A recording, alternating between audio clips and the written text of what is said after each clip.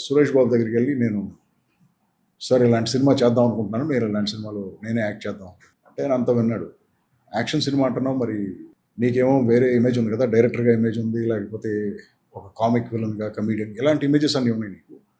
నిన్ను ఇలాంటి వేషంలో చూడటానికి ప్రెప్ కావాలి, అలవాటు చేయాలి జనానికి, లేకపోతే ఫస్ట్ టైం అలా చూసి ఏం రియాక్షన్ ఉంటుందో మనకి తెలియదు. నువ్వు పని చేయి, ఫస్ట్ ఒక ఫైట్ షూట్ చేయి నీతో, చూద్దాం.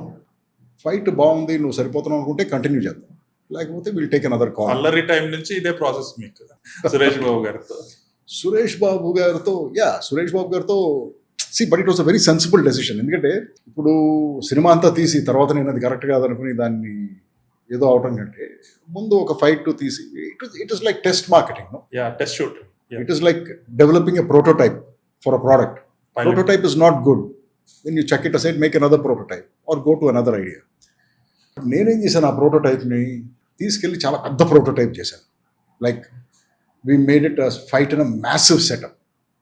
ఆయనే షాక్ అయ్యి, ఎందుకు ఇంత అంటే, లేదు సార్ అది ఇప్పుడు ఇది తీస్తున్నాం సార్, సపోజ్ రేపు నేను కరెక్ట్ అనుకోండి వేషానికి, ఇది వాడాలి కదా మన సినిమాలో, లేకపోతే ఇది వేస్ట్ అయిపోతుంది కదా, అందుకని చెప్పి ఆ ప్లాన్తోనే చేశాను.